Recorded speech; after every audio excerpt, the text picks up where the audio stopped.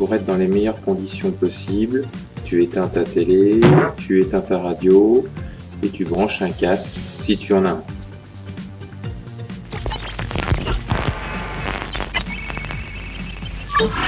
Bonjour, je vais vous présenter deux méthodes permettant de détecter la présence du dioxyde de carbone.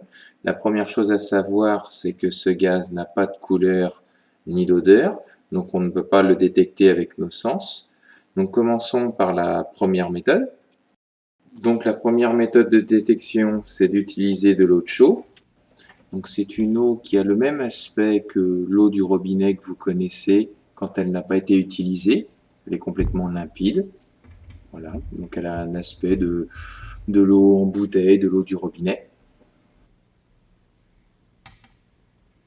Donc maintenant, je ne vais pas souffler du dioxyde de carbone, mais je vais souffler de l'air qui sort de mes poumons, une expiration.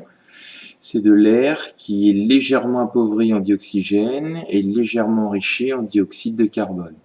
Et comme vous le voyez, il y en a suffisamment dans l'air expiré pour troubler l'eau de chaud.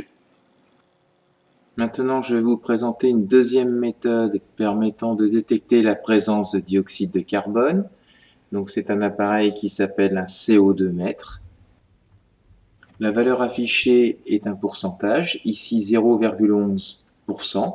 Et vous voyez, en soufflant dans la boîte, le pourcentage de dioxyde de carbone augmente, 0,16% jusqu'à 0,23%.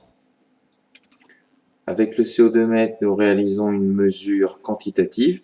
Nous pouvons mesurer précisément la quantité de dioxyde de carbone, tandis qu'avec l'eau de chaud, nous réalisons une mesure qualitative. On peut savoir si le dioxyde de carbone est présent ou non, mais dans le cas où il est présent, on ne sait pas dans quelle quantité. Alors une fois en classe, je vous distribuerai du Perrier. Vous devrez essayer de récupérer le gaz qui est dans le Perrier et faire une analyse pour vérifier que c'est du dioxyde de carbone ou non.